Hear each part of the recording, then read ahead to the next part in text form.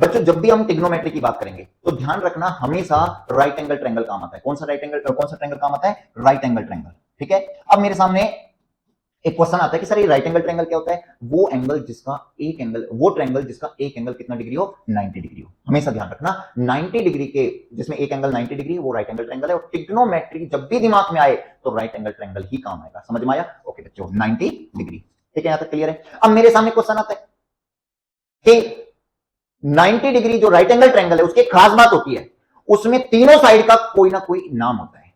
अब कौन कौन सा नाम होता है? इनमें से एक तो होता है बेटा बेस, एक होता है बेटा परपेंडिकुलर और एक होता है बेटा हाइपोटेनस। ये आपको राइट एंगल ट्रायंगल के अलावा किसी में भी नहीं मिलेगा। राइट एंगल ट्रायंगल की सबसे बड़ी खास बात होती है एक होता है बेस, एक होता है परपेंडिकुलर, एक होता है हाइपोटेनस। तीनों साइड का कोई ना कोई। अब मेरे सामने क्वेश्चन आता है कि सर कौन सा तो बेस है, कौन सा परपेंडिकुलर है, कौन सा हाइपोटेनस है? तो कैसे? हाइपोटेनस हमेशा याद रखना कहां होगा? जो भी 90 डिग्री है उसके जस्ट सामने वाली अपोजिट जो लाइन होती है, जो साइड होती है, वो हमेशा हाइपोटेनस होती है। ठीक है, जो बेस है वो नीचे है और जो परपेंडिकुलर है वो खड़ा। सपोज दैट मैं ये राइट एंगल ट्रायंगल इस तरीके से बना दूं। सपोज दैट मैंने राइट एंगल ट्रायंगल इस तरीके से बना दिया। आपसे पूछा गया बताओ हाइपोटेनस कौन सी है?